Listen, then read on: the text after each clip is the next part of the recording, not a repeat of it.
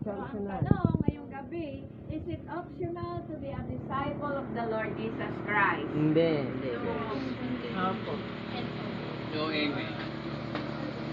Ang iba, hindi alam. May ilang nagsabi ng no, may ilang nagsabi ng no, amen. Ang iba, ano na? Ano na? Is it optional to be a disciple of the Lord Jesus Christ? Optional po. Ay, salvation po po yung Is optional it eh. optional? Hindi po. Iba? Hindi po alam? No alam? Okay. Is it optional? Ibig sabihin, pwede bang hindi? Pwede bang hindi?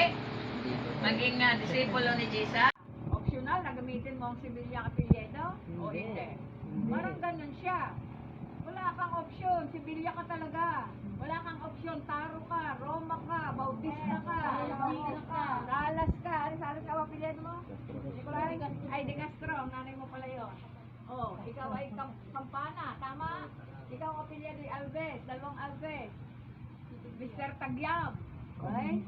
Sandoy, Icandre, Ignaco, sibilya pa rin, at Corsica. Ibig sabihin, hindi ka naman makakagawa ng disciple kung hindi ka disipulo. Tama? Tama? Paano ka gagawa ng disciple? Eh, ikaw naman ay hindi disciple. Okay? So, hindi pagkakataon, ikaw ay nasa school, abay, on your own ka. Iwan mo muna sa bahay ang pagiging disciple mo ni Jesus. At ikaw ay estudyante. Hindi gayon. Pagpunta mo sa school, ikaw ay Kristiyanong estudyante. Disipulo ni Kristo na estudyante. Tama?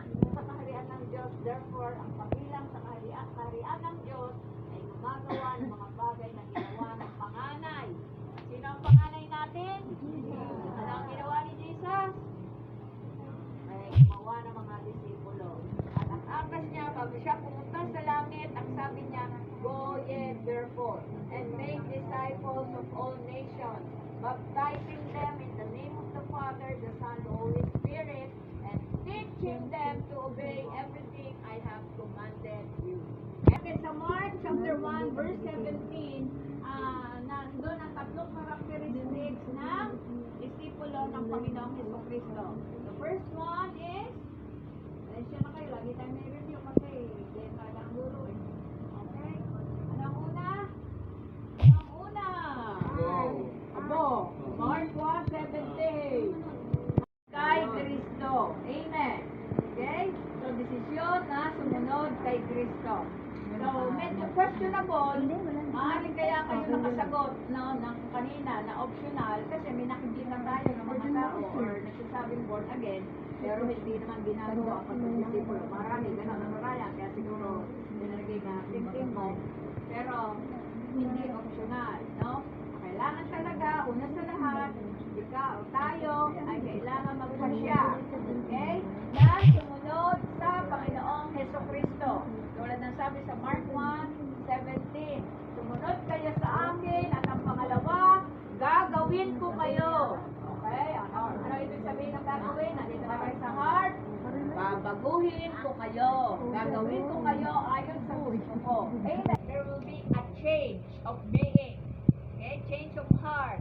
Okay? Kaya nga marami na tayo na pag-aralan tungkol sa pagbabago na ang Panginoong Diyos, okay, sa lumang tipan pa, nagsabi ng mga puso noon na sabi ay pusong, ano ba sinabi? Matiga. Pusong matiga ay pinalitan ng pusong laman. Okay? O pusong malambot. Makikita natin there will be a change. Sa bagong tipan naman, makikita natin ang sabi, sino mang nakipag-isa kay Kristo, ay isa ng bagong nilalang, wala na dating pagkatao, siya ay bago na. So, yun yung sinasabi sa atin na sa second, the characteristic after we decided to follow Jesus, ang sabi doon, gagawin ko kayo. So, yun na yung pangatlong characteristic na ang sabi doon ay, eto na, ang pangatlong characteristic ay ginawa na niya tayo, ngayon ay iba na yung ating puso. Okay? Ang puso natin ngayon ay committed na sa misyon ng Panginoong Jesucristo. And that is manghuli ng mga kaluluwa ng mga tao. will make you fishers of men. Sa pag-aaral ng Bible, pag-aaral ng salita ng Diyos, kailangan alam mo, ano ba yung nauna, ano yung intended, kanino intended yung mga salitang yun ng una, and then bago natin dalhin sa ating kapanahonan. So, tandaan natin na yung mga taong yun ay totoong fisherman. Yung lahat yung pinagsabihan ni Jesus, follow me, and I will make you fishers of men, ay tunay na mga mangingisda ang pinagsabihan, and then ang sabi niya, ngayon hindi na isda ang huhulihin nyo, ang huhulihin